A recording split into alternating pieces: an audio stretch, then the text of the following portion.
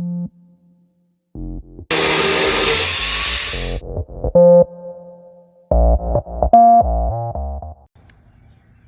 right, back on the XJ, part 3 of the Supreme suspension coil spring spacers. These are 3 inches. I've already got started on the driver's side. Let me show you how I got to the point I'm at now. Okay, so in the process of putting the coil spring back on, I'm gonna start a little bit and show you what I did. First of all, put jack stand or jack up under the frame, lifted it up as high as I could on both sides of the Jeep. What I did was I disconnected the lower part of the shock, which is a 13 millimeter or 1/2 inch, however you want to do it. Easiest way to do it is do it from the bottom side with the ratchet. Probably need an extension.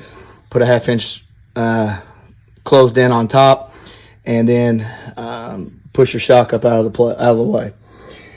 Took a Torx bolt, which it's a T40. Disconnected this little tab from the brake line so I didn't flex my brakes out too much. Also, what I did was I have sway bar quick disconnects. So you disconnect those, get those up out of the way to allow flex. If you don't have disconnects, you can take the nut off the top of your sway bar, pop your sway bar out of the way. Same concept, this is just a lot easier. In order to get the coil off, which I'm putting back on now, it's the same coil, I was able to do that, push down on this a little bit, was able to slide it on out because I had plenty of clearance and no restriction. Then what you want to do is this little grommet right here will be up here flush with the top of the motor or the engine or shock mount. You're going to have to put a screwdriver in here, run it on both sides, pull that down. Then you're going to put your spacer back up on there and reuse this bushing as long as it's still good, okay? What I ended up doing in order to get this spring back on here was use the spring compressors. These are actually for struts. Normally if you go get a spring compression tool, they want you to do interior. You can't do interior on Jeep products because you can put the bump stops in the way. So what you got to do is use the 2 exterior. You want to alternate in order to keep them even. Do 10 on this one, then 20 here, then 20 here, then 10 here. Alternate back and forth so that you're compressing them consistently. A lot of people are scared of these things. Personally, I am too, but that's just because of everything I've read. You've got safety pins. Make sure they're in good working order. Make sure they're latched. The only fear that I really have with these is if they were to slide and, slide together, then that becomes an issue. It can jar the spring sideways. So far, no issues. I pulled my shock down. Looks like I'm going to have enough travel on my shock for now anyways. Going to put this side back together and then do the passenger side. I'm sure I'm going to have to readjust my sway bar links for the extra lift.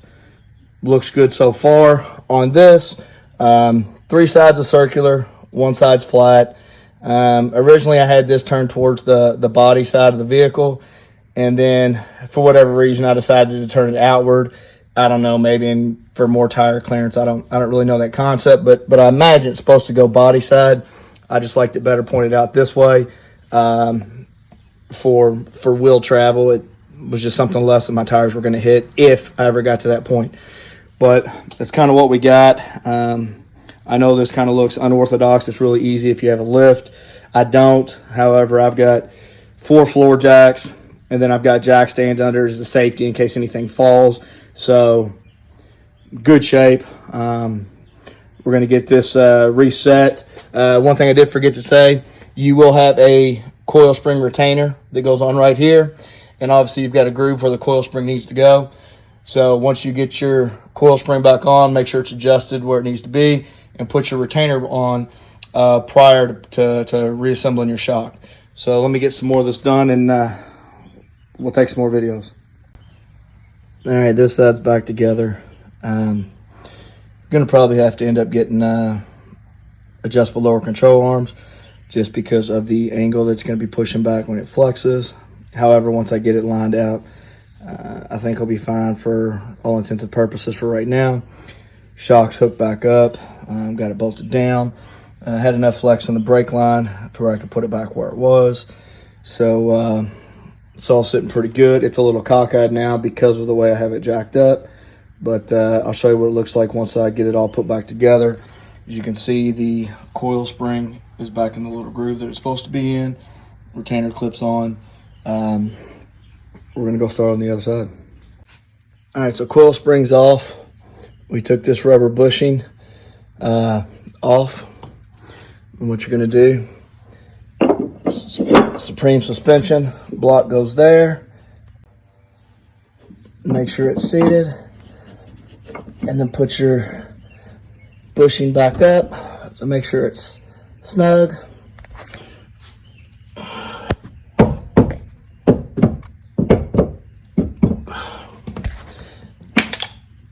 It'll definitely seat itself once you get the coil back on, but as much room as you can gain makes it easier to put the coil back on. So what I'm going to do is finish compressing this, put it back on, and pray for the best. All right, got the front on, spacers on.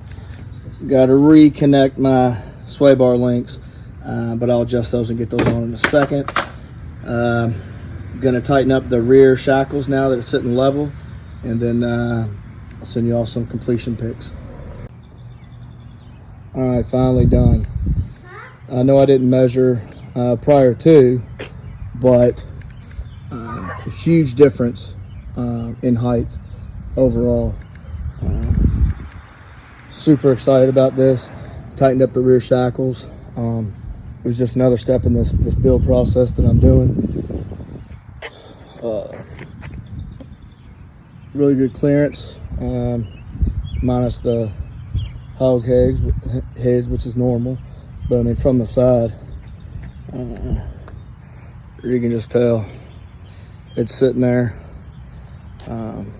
Looks absolutely phenomenal. Really easy to put together. I kind of had an issue with the coil spring compressors I used on the last side. They slid together with me, so that was kind of a pain in the ass. Had to get another set to separate them and get them off. All is well. I learned that I've got 2 shocks that are bad, so anybody got some shocks they want to donate me, that'd be great. But definitely recommend this kit. Like I said, I had a 2-inch lift on this already, so got a hold of Supreme suspension, 3-inch spacers in the front, 2-inch shackles in the rear, leveled up the Jeep perfectly.